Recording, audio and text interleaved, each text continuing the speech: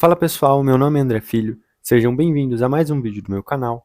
E no vídeo de hoje vamos continuar a playlist de matemática básica para falar sobre os números primos. Se você ainda não viu o último vídeo dessa playlist, eu estou deixando o link aqui no card, onde eu falei sobre os critérios de divisibilidade.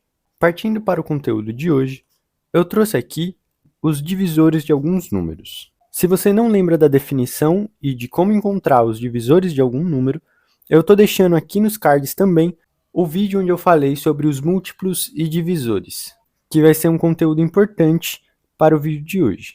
O que a gente consegue ver aqui é que alguns números, como o 2, eles possuem apenas dois divisores, o 1 e ele mesmo.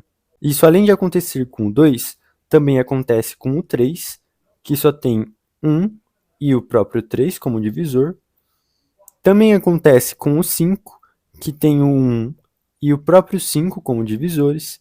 E também acontece com o 7, que tem o 1 e o próprio 7 como divisores. Os outros números, com exceção do 1, sempre têm mais do que dois divisores, como é o caso do 4, que além do 1 e do 4 também tem aqui o 2. E aqui os divisores do 6, além do 1 e do 6, inclui também o 2 e o 3. E os divisores do 8, que além de 1 e 8, também incluem 2 e 4. Aqui eu também trouxe os divisores de outros números, e a gente pode ver que a mesma coisa acontece com o 11, que tem o 1 e o 11 como divisores, com o 13, que tem o 1 e o 13 como divisores. Os demais, como o 9, o 10, o 12, o 14, o 15 e o 16, eles sempre têm mais do que dois divisores. Então, aqui, os divisores do 9, além de 1 e 9, tem também o 3. O 12, nem se fala, olha quantos divisores ele tem além do 1 e do 12. O 10 também tem 2 e 5. O 14 tem 2 e 7. O 15, 3 e 5. O 16, que tem 2, 4 e 8. Então, o que a gente pode ver é que alguns números sempre têm dois divisores, 1 e ele mesmo, e outros números sempre têm mais do que dois divisores, com exceção do 1. O 1 ele só tem um único divisor, que é o próprio 1. Tá bom, mas o que essa quantidade de divisores tem a ver com os números primos? Então aqui eu trouxe uma definição do que são os números primos. Se você tem um número natural diferente de 0 e de 1, e que é divisível apenas por 1 e por ele mesmo, esse número é chamado de número primo. Então, voltando aqui nos exemplos, olha só o caso do 2, do 3, do 5, do 7, também do 11 e do 13. Todos esses números têm uma coisa em comum. Eles têm o 1 e ele mesmo como os únicos divisores. Os demais números sempre têm mais do que dois divisores. Então, alguns números primos que a gente pode escrever aqui são o 2, o 3, o 5, o 7, o 11, o 13, o 17, o 19, o 23 e assim por diante. E além dos números primos, existe uma outra definição, que são dos números compostos. Se a gente tem um número natural, diferente de 0 e de 1, e que não é um número primo, esse número é chamado de número composto. Então, tirando o 0 e 1, o 2 e o 3 são primos. O 4 é um número composto. O 6 também é um número composto. O 8, o 9, o 10, o 12, o 14 e assim por diante. Todos os números naturais que não são primos e não são nem 0 e nem 1 são chamados de números compostos. E se você reparou, a gente não falou nem do 0 e nem do 1. O 0 e o 1, eles não são nem primos e nem compostos. Mas como que a gente consegue encontrar quem são os números primos? Para isso existe um método chamado de crivo de Eratóstenes, e eu vou explicar para vocês como que funciona. Vamos imaginar que a gente quer saber quais são todos os números primos que existem de 1 até 40.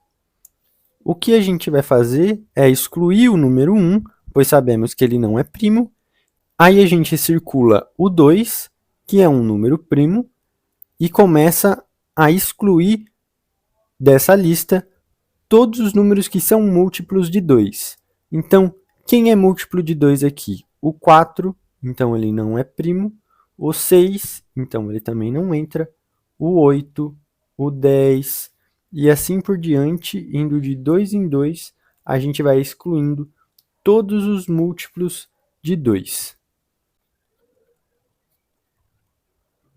Pronto, agora que excluímos todos os múltiplos de 2, a gente parte para o próximo número, que é o 3. E aí, a gente exclui todos os múltiplos de 3. O 6 é um múltiplo de 3, mas ele já está excluído aqui. Vamos para o próximo, então, que seria o 9. O 12 seria o próximo, também a gente já excluiu. Então, o próximo agora seria o 15. E aí, a gente continua fazendo a exclusão de quem a gente ainda não fez.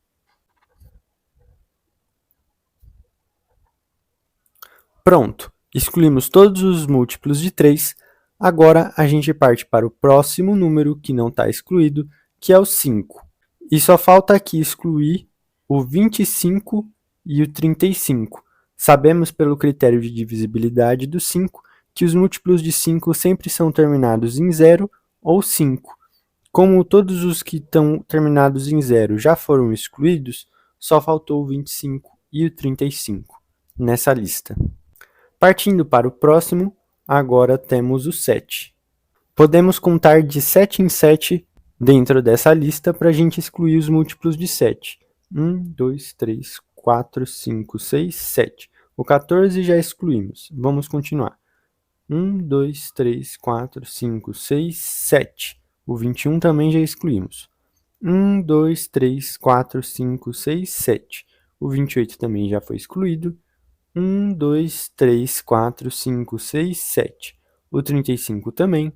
1, 2, 3, 4, 5. Acabou. Aqui já excluímos todos os múltiplos de 7.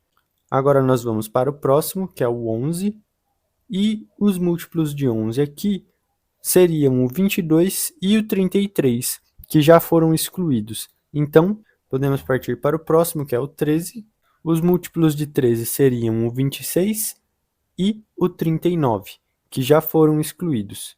Então, podemos partir para o próximo, que é o 17, que também não tem múltiplos. O 19 também já não tem mais múltiplos aqui, nem o 23, nem o 29, nem o 31 e nem o 37. Então, temos aqui circulado todos os números primos de 1 até 40. Mas o que tem de tão especial nesses números primos? Por que eles são tão importantes?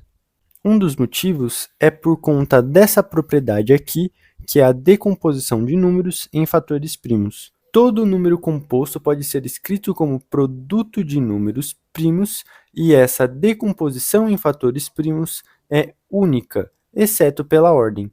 Se você não entendeu o que eu quis dizer aqui, eu vou dar alguns exemplos agora de como fazer a decomposição de alguns números. Então, para a gente fazer a decomposição de um número, a gente coloca essa barrinha aqui, e aí a gente começa a dividir esse número aqui com os números primos. Então, o primeiro número primo que a gente tem é o 2. Aí a gente se pergunta, o 24 é divisível por 2? É. Por quê? Porque ele termina com 4. O 24 é um número par, então ele é divisível por 2. E se a gente fizer essa divisão, 24 dividido por 2 é 12. E aí, eu me pergunto de novo, 12 é divisível por 2? E a resposta é sim, porque 12 é par também. Então, vamos dividi-lo. 12 dividido por 2 é 6. E aí a gente se pergunta de novo, 6 é divisível por 2? E sim, 6 é par, então a gente pode fazer a divisão por 2 de novo, e o resultado é 3. Agora com o 3, a gente se pergunta, 3 é divisível por 2? E a resposta agora é não. 3 é ímpar, então não podemos fazer a divisão por 2. Então, a gente vai procurar qual é o próximo número primo que a gente vai conseguir fazer a divisão do 3. E o próximo número primo é o 3. 3 é divisível por 3 e essa divisão é 1. Quando a gente chegar no 1, a gente terminou de realizar a decomposição em fatores primos. Então, já terminamos de decompor o 24 e o resultado dessa decomposição são os números que estão aqui à direita dessa barra.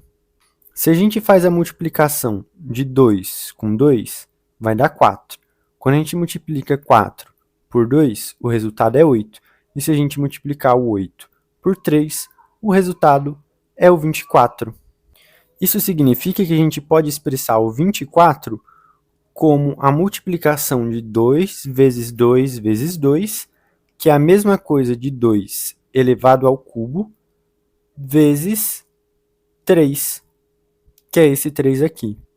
Se você não entendeu essa notação aqui que eu fiz de 2 elevado a 3, eu estou deixando aqui nos cards a aula de potenciação e radiciação para você entender o que é o 2 com esse 3 aqui em cima. E o resultado da decomposição de 24, então, é essa daqui.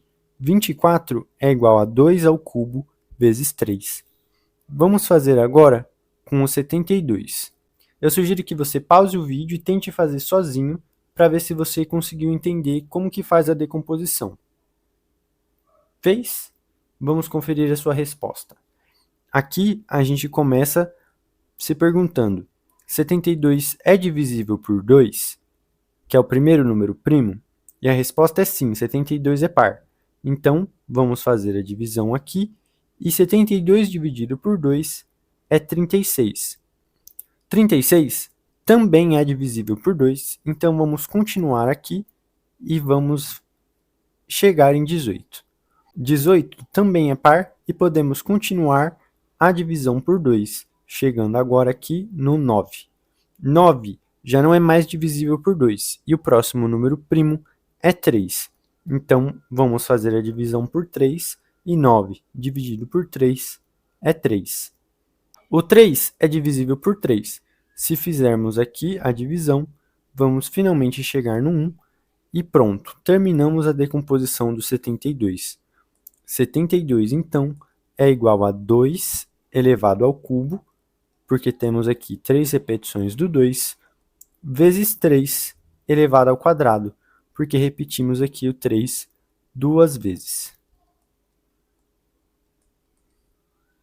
Agora, vamos fazer a do 27. 27 não é divisível por 2, então não vamos começar a fazer a decomposição pelo 2. Mas 27 é divisível por 3. Se somarmos 2 com 7, o resultado é 9, que é um múltiplo de 3. Então, podemos fazer aqui a divisão por 3. 27 dividido por 3 vai dar 9. 9 ainda é divisível por 3. Se a gente realizar a divisão, a gente chega no próprio 3. E 3 é divisível por 3. Continuando aqui, temos então o 1. Como chegamos no 1, acabamos a decomposição do 27 e vamos ter aqui que 27 é igual a 3 elevado ao cubo. E isso é tudo. Espero que tenham gostado do vídeo, deixem um like, se inscrevam, compartilhem e até a próxima. Tchau, tchau!